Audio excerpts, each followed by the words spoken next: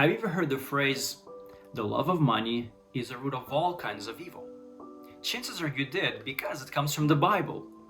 But it does get misinterpreted, misapplied in a way that people often react that it's not for them. It is for that guy because he drives an expensive car, or it's for her because she lives in a luxury house. So a lot of times people often automatically assume that it refers to the wealthy. And if I'm not wealthy, it is not for me.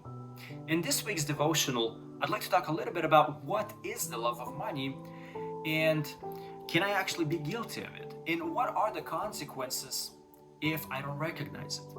First and foremost, it's important to understand that money in itself is not evil. It's neither good nor bad.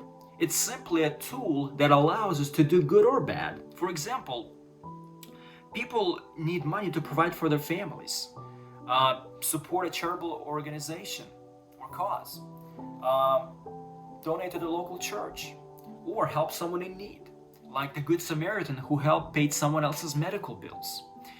The money can also be used for bad, like funding terrorist organizations or bribing somebody to get what you want.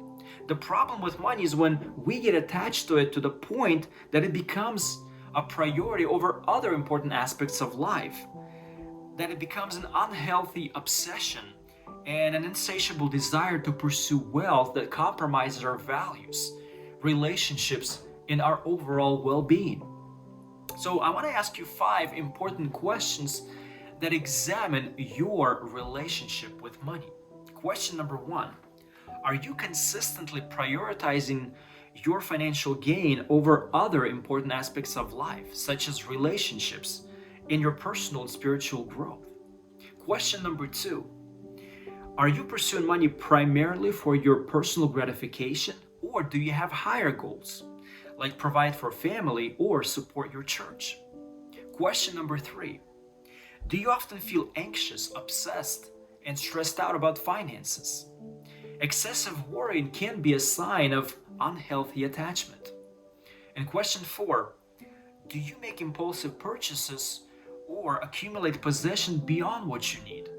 Overspending and overconsumption can be an indicator of the love of money. And question number 5, how generous are you with your finances and willing to help those in need? Or do you hoard everything you get? If you're honest with yourself, you have to admit that we've been guilty in this more often than we realize. And if we don't address this area of our life, the Bible warns us that behind the love of money hides something fundamentally destructive to our physical and spiritual health. Here's what Apostle Paul wrote. Those who want to get rich fall into temptation and a trap and into many foolish and harmful desires that plunge people into ruin and destruction. For the love of money is a root of all kinds of evil. Some people, eager for money, have wandered from their faith and pierced themselves with many griefs. And those griefs are often strained relationships, dishonest behavior that leads to corruption, fraud that eventually damages people's character and reputation. Pursuit of wealth can also result in burnout and health problems and rob you of your true satisfaction that can only come from developing meaningful relationship and finding your purpose in life. So Apostle Paul continues with the following suggestion. But you, O men of God or women of God, flee these things and pursue righteousness, godliness, faith, love, patience, gentleness. Fight the good fight of faith. Lay hold of eternal life, to which you were also called and have confessed the good confession in the presence of many witnesses. These are the qualities that we're called to pursue instead of desiring to get rich. So with that being said, let's remember that it's normal to desire financial security and prosperity.